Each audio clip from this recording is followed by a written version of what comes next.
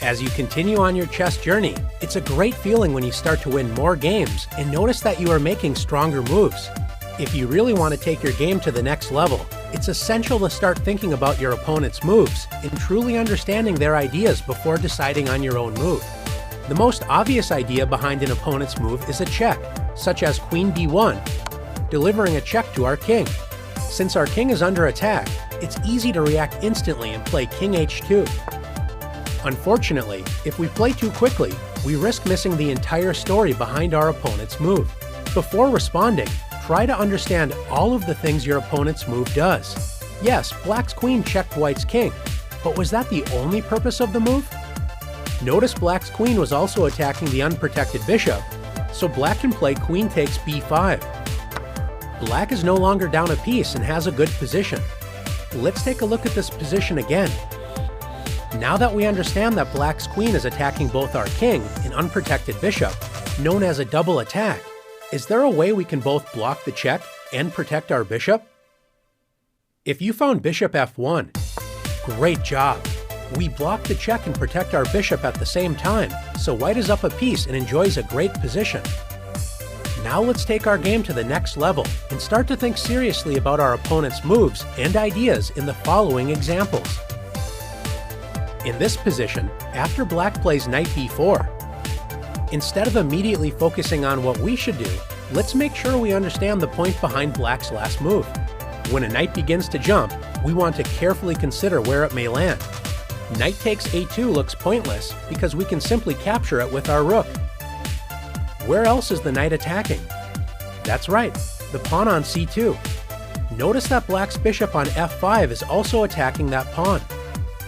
A common mistake is to understand that our pawn is under attack and then decide to move it with c3, attacking Black's knight and moving the pawn to safety. How could this be a mistake? Unfortunately, the knight wasn't just attacking the pawn, it was also attacking the c2 square. So Black can play knight c2 check, forking White's king and rook on a1. White should make the best out of a bad situation and move the king, because if White plays queen takes c2, Black wins a queen for a knight with bishop takes c2.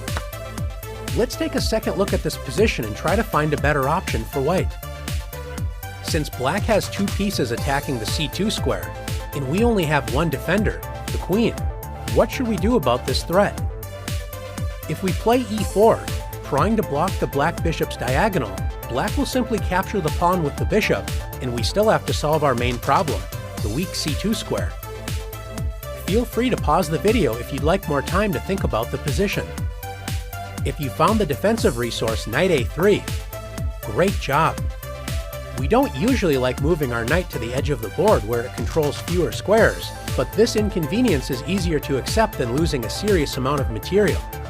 Now that c2 is properly protected, we're ready to kick the knight out of our territory with c3. And if Black plays knight takes c2 check, as long as we capture with our least valuable defender first with knight takes c2, bishop takes c2, and queen takes c2, after all of the trades, White is up an extra bishop for a pawn, so Black should have spent more time thinking about the consequences of our knight a3 move before capturing the c2 pawn. Let's continue to work on understanding the ideas behind our opponent's moves. In this position, White decides to play queen f6. Take a moment to understand all of the ideas behind White's last move. You may notice Black's rook on d8 is under attack. So with that information in mind, Black may play rook e8, moving the rook to safety and adding a second attacker to the e4 pawn. Before deciding on our move, don't forget to ask, what are all of the ideas behind my opponent's last move? It is true that White's queen attacks 3 pawns, but none of these moves look very good. Remember to always look for checks and captures. In this case, White can win the game immediately with queen g7. Checkmate. After carefully considering all of the ideas behind our opponent's last move, how can we both prevent checkmate and protect our rook on d8? It might not look possible, but your knight on c5 is ready to come to the rescue. Where can you move your knight to stay in the game? That's right, you can play knight e6.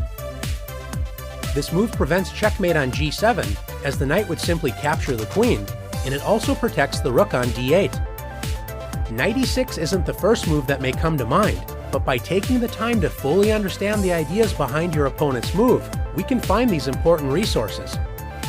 Sometimes you can make a threat and it seems like your opponent is completely ignoring you. If white plays rook to f1, we may expect black to play rook f8 to protect the hanging pawn on f7. It may come as a surprise to see black play rook to d8. This move seems to completely ignore our threat of rook takes f7.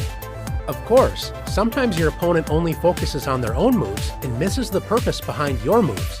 If you don't see a point behind your opponent's last move, you need to trust yourself and continue with your plan. If it turns out you overlooked a tactic, you will gain a valuable lesson, but you cannot fear threats that you do not see. It turns out that rook d8, lining up with our king, is a very tricky way to defend the f7 pawn. So white should move the king off of the same file as black's rook with a move such as king c4. After rook takes f7, black has a surprising move which wins white's rook. Take a moment to look for this incredible resource. If you found the powerful move knight e5 check, excellent job. The pawn on d4 cannot capture the knight, as it would put our own king in check, which is illegal. And after white moves the king to safety with a move such as king e2, black wins the rook with knight takes f7. Let's take a look at one more example together.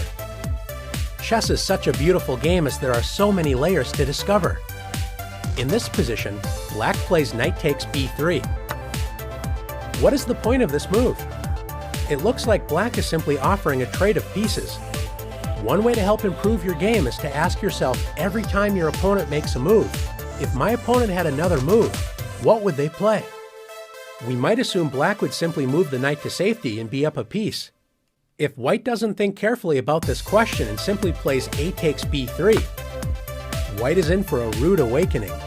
When you ask, if my opponent had another move, what would they play? Always look at every single check and capture your opponent can play, because these are the moves that may cost you the game, as in this case, with queen c1, checkmate. Since black's threat is queen c1 checkmate, you might make a quick decision and play a move like g3, opening up an escape square for your king. Before deciding to not recapture black's knight and accept being down a piece, is there another way to capture black's knight and prevent checkmate? Notice white's queen is on c7, and it could guard the checkmate square if the c2 pawn wasn't in the way. This means we can play c takes b3. So now black cannot play queen c1, as we would simply capture the queen. You've done an excellent job working through one of the most important skills to develop, always looking out for your opponent's moves and making sure you understand the ideas hidden behind them. Now let's stay alert and remain one step ahead of our opponent's moves and the challenges.